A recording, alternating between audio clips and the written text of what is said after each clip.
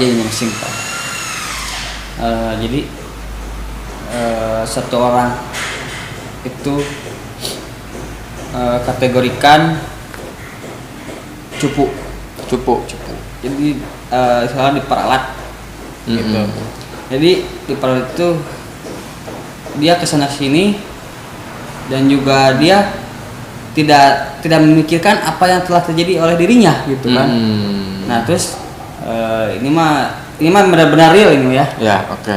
Nah terus pada saat ini mah satu kejadian dia itu misalkan kecelakaan gitu kan. Tapi dia itu dirinya berhura-hura atau ya santai-santai lah gitu kan. Nah pertanyaannya, apakah si cupu ini dan misalkan dari segi ini ya, segi apanya namanya,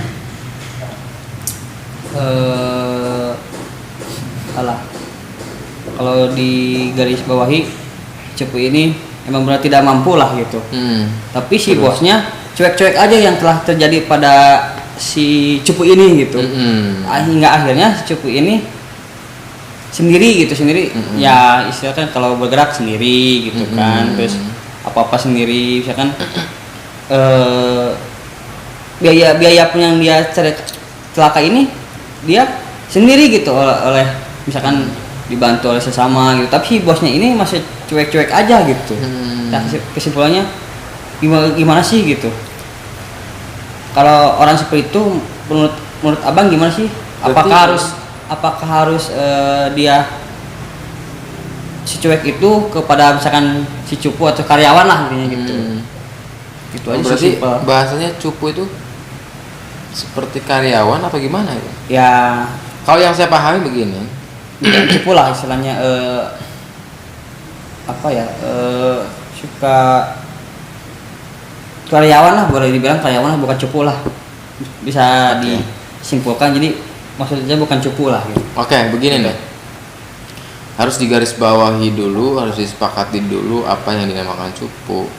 Cupu itu yang saya tahu ini adalah orang yang belum bisa mengendalikan apa yang dia bisa, ya. Jadi seseorang itu adalah polos. Seseorang itu dengan seakan-akan dia adalah seperti tulus sekali. Apa yang kita suruh itu langsung dikerjakan tanpa memikirkan dua kali kira-kira. Iya, betul. Gitu. Iya. Itu adalah cupu. Intinya seperti halnya polos lah ya. Iya. Langsung mengerjakan ketika disuruh tanpa berpikir dua kali. Sehingga akhirnya adalah ketika ada sebuah accident, kecelakaan atau apa, ya itu juga lah, gitu dibebankan kepada si cupu itu. Kira-kira begitu. Iya. Nah, ini harus dilihat dari dua sisi ya. Orang yang menjadi cupu dengan orang yang memanfaatkan si cupu itu. Iya. Pertama, orang yang menjadi cupu, maka orang tersebut harus dari sekarang adalah bisa berpikir dua kali, bisa bertindak, berpikir langsung bertindak. Iya, nggak boleh. Bukan melakukan dulu langsung berpikir. Iya, jadi yang benar itu adalah ketika ada perintah berpikir terlebih dahulu lalu bertindak. Kira-kira begitu. Nah, ini adalah merupakan pembelajaran sebenarnya buat si cupu itu. Ketika ada sebuah perintah dari bos atau siapapun, teman misalkan, maka berpikir terlebih dahulu. Jangan sampai kemudian kita dengan kecupuan kita, dengan keluguan kita, kepolosan kita itu memang dimanfaatkan oleh pihak kedua, kira-kira begitu ya, atau pihak ketiga bahkan. Jangan sampai itu. Ini menjadi pembelajaran buat si cupu itu. Kalau bisa dari sekarang kita lebih belajar agar kita bisa mengendalikan diri itu ya. Berpikir dahulu lalu kemudian bertindak. Itu dari sisi si cupu. Dan yang kedua,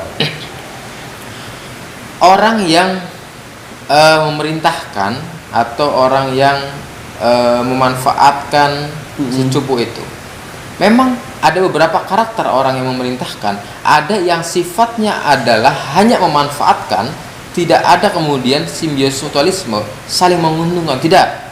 Ada sifatnya orang itu adalah bisa mengendalikan orang tanpa melihat efek samping terhadap apa yang disuruhnya. Ada. Oh iya, ya. iya, iya. Contoh, saya menyuruh Danu. Danu itu ambilin sesuatu, saya jatuh di jalan raya utama itu. Padahal jalan raya utama itu adalah jalan yang on road, tidak ada yang namanya pejalan kaki lewat, ya kan? Itu ambilkan barang. Tanpa kemudian saya menyuruh Danu itu berpikir 2 kali, hati-hatilah, dan saya katakan itu tidak boleh orang pejalan kaki masuk jalan cepat itu, tidak boleh. Tanpa memikirkan itu, kemudian saya perintahkan langsung Danu, dan Danu mengerjakan itu. Nah, ini adalah tipe orang yang pertama. Sifat dan karakternya memang mempunyai ego yang sangat tinggi, sehingga tanpa memikirkan hal lain, efek, dampak dan sebagainya.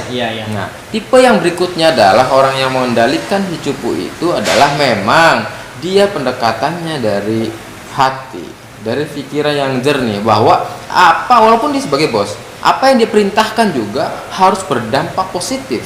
Positif itu adalah bagi si cupu tersebut, juga bagi yang menyuruh itu, bagi bos tersebut, atau bagi saya yang menyuruh misalkan. Karena apa? Ketika nyuruh A, Bang Jack, Bang Freddy, Bang Yahya, semua teman-teman semuanya, jangan lupa beli cuanki saya. Oke, biar tidak blank.